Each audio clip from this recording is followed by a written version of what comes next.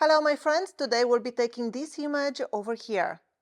Before we start the video, I want to remind you that I do organize my videos into playlists, so if you want to learn product photography, I would link it in the end of the video and also in the description below, a link to my playlist. It has over 30 tutorials on product photography. Now let's get right into it. The product we'll be photographing today, it's this bottle of non-alcoholic spirits. This I thought was a very beautiful bottle, and the reason I'm making this video is not so much for showing you how to photograph the bottle, and it's more about the post-processing. I will show you how to choose the exact complementary color to your product, and also how to edit defects when you have like smears or things that you need to fix that are under your writing on your label. So we'll take a little bit closer look on how to edit that part.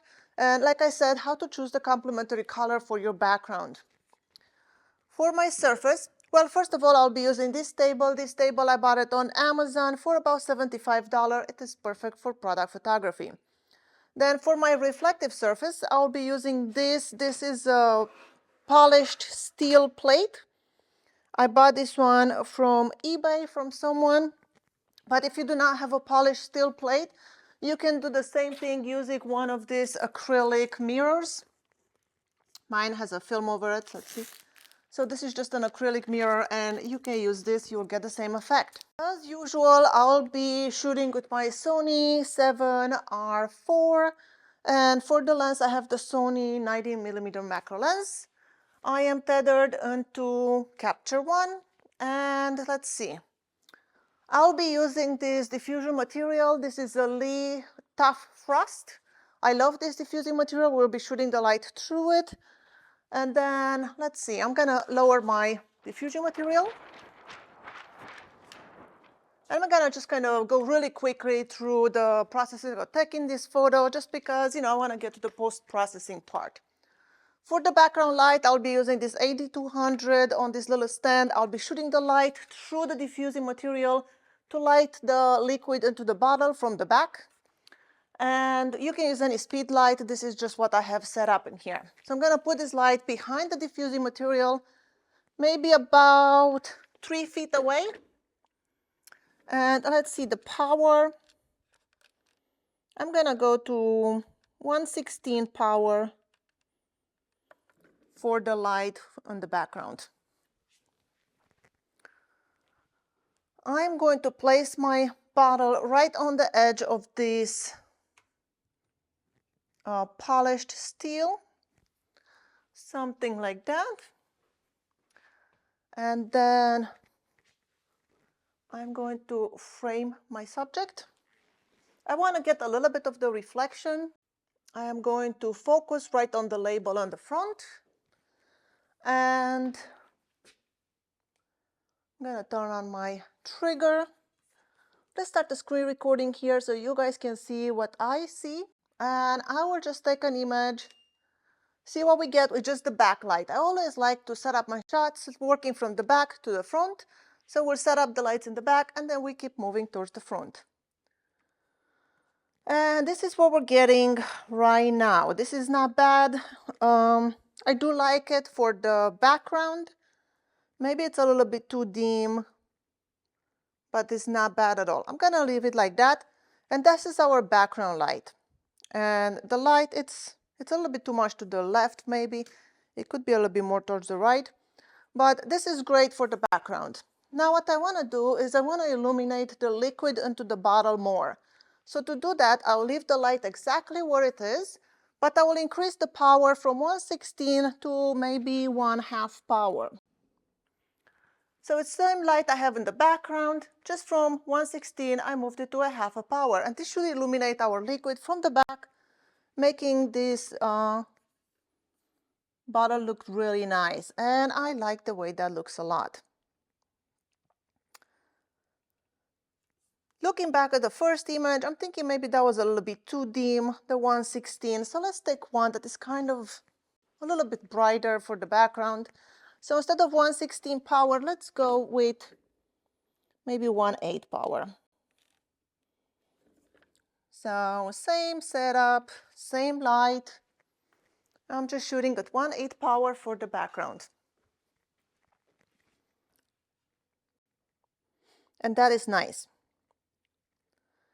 So we have the background light, we have the liquid nicely illuminated with a very bright exposure. Now I want to bring in some detail into the cap of the bottle. And for illuminating the cap and the label, really, I'll do it all at once. I will be using a speed light. I'm just using an AD100. You guys see these lights all the time in my videos. I love them.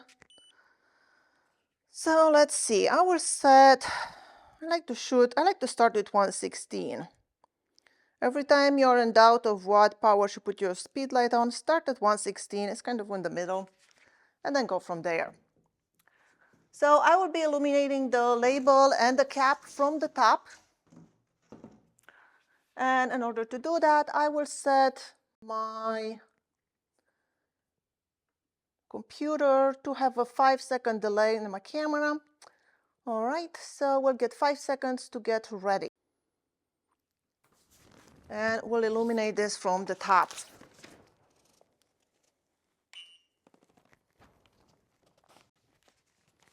Let's see what we get.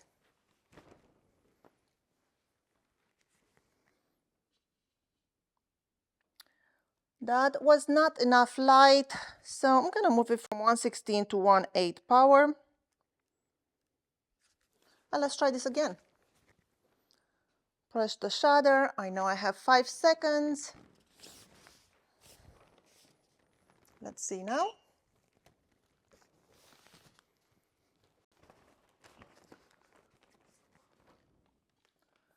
And our cap looks beautiful.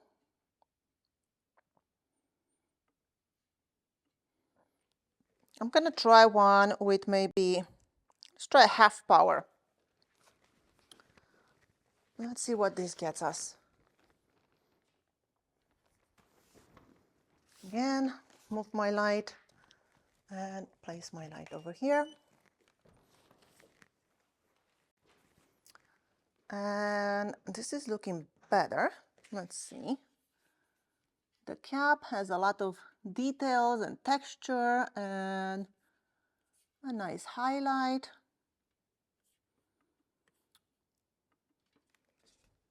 I think we need something in between. We'll go with 1/4 power.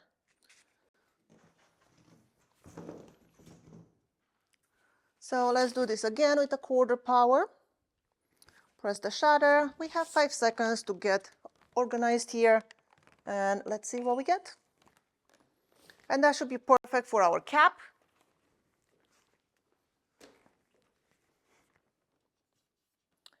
And it is perfect. I like it. Now the last thing I want to do is, I'm going to turn off this light. I don't need it anymore. What I want to do is light the label a little bit better. And also, if we look in the inside of the label, there's this spot over here. It is like a metallic pink, so I want to bring that out. So the way I will be lighting the label, it's using this foam board. It has a hole in it, and my lens is going to go through that hole. Now for the light, I could be using the same light, but I already have this one on a stand.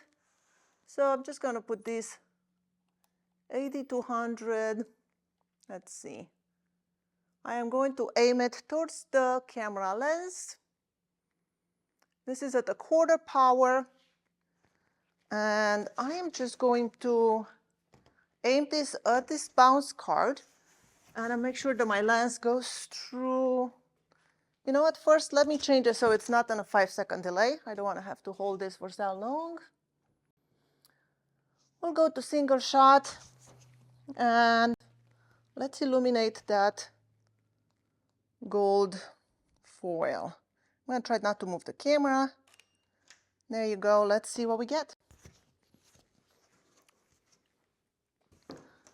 And now, if you look closely, you will see that our label has that nice light on it and that metallic pink it's written onto the label. Now the label itself could be a little bit brighter, so let's do one more where we raise the exposure maybe a little bit. Like I said, this one is set at a 1/4 power. Let's see if we go to 1/2 power. And we will take the shot again. Try not to move your camera.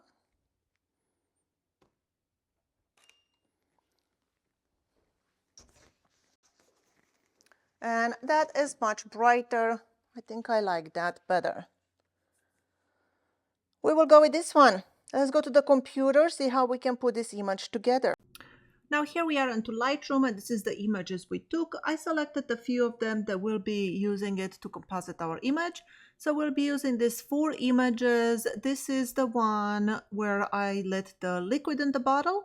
Then we have this one for the background, this one for the cap, and this one for the label. So to select all of these ones, I'll go over here and go to Command A to select them all, and then Photo, Edit in, Open as Layers in Photoshop. Now I've already done that, so here we are. And here what I did is, this is our base layer, the one that I want the light for the background. Then I took the rest of the images and put them into a group. So if I open this group over here, you see this is where all other images are.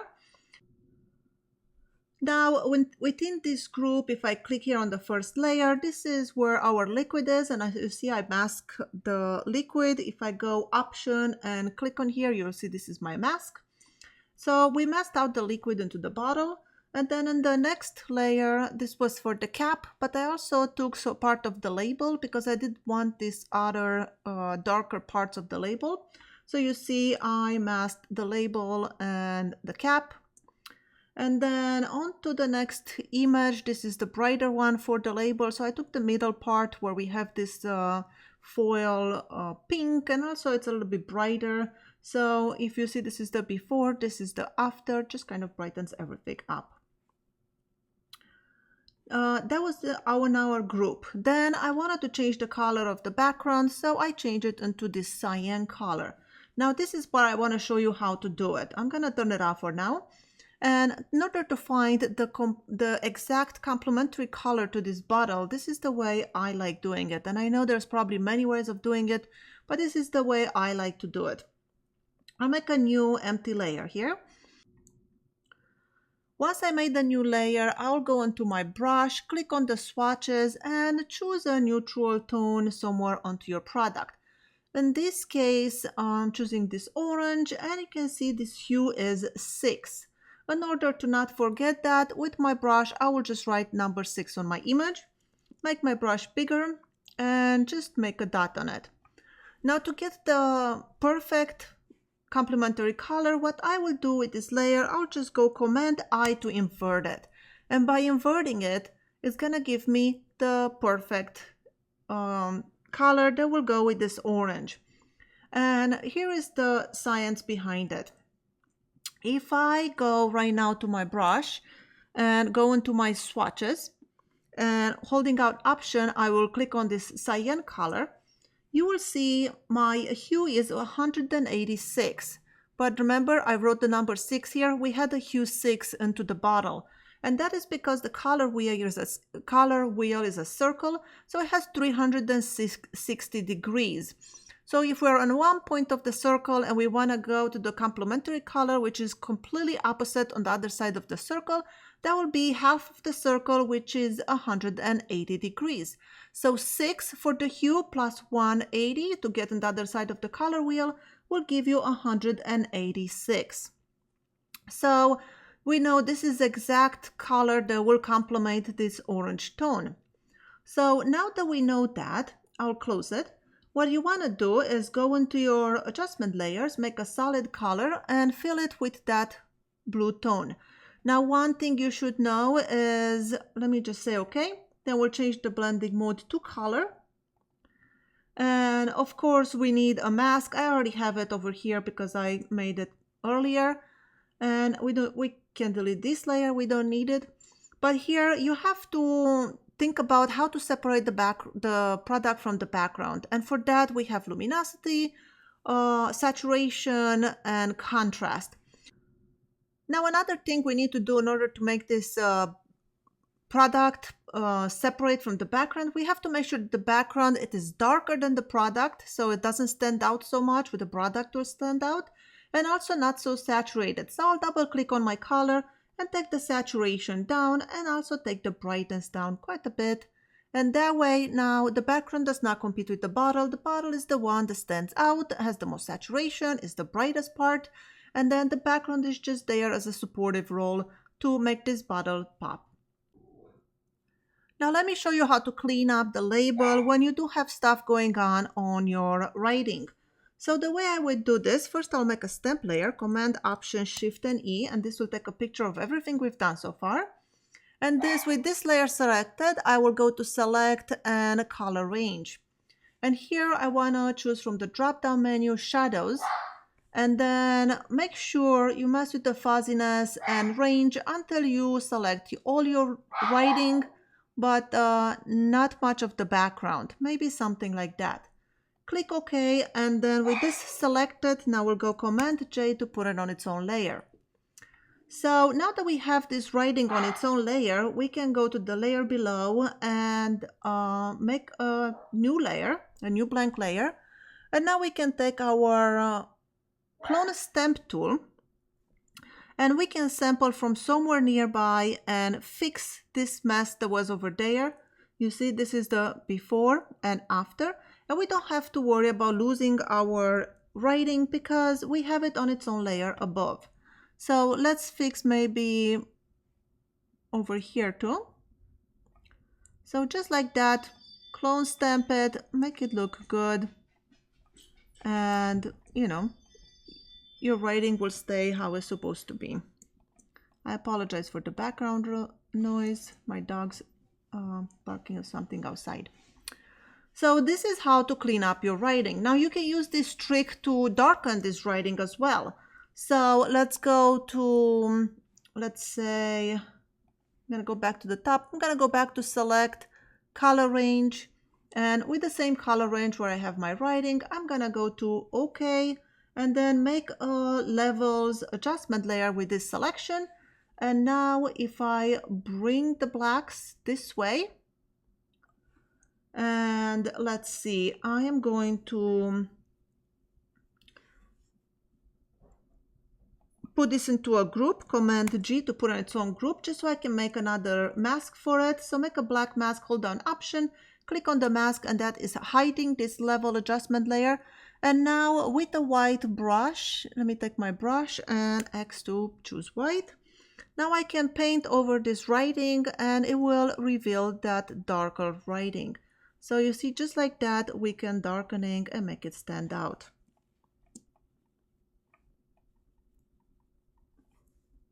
Command 0 to fit to screen. So you see, this is the before and after. Let me zoom in a little bit so you can see better. This is the before and after. We made it darker. And if you want it even darker, you can double click on your level and you can really bring in the blacks as much as you want. We can go and write on this and so on, you know, to your heart's content, as dark as you want, as much as you want on your image. Maybe even on this label over here, we want to darken the black, and that's just gonna make it pop a little bit. Just little details like this makes a big difference. I'm gonna maybe do some in here too. Just like that. We could do some in here too. Just quickly. Command 0 to fit to screen. So this is our before and after. You see, it just makes that label pop.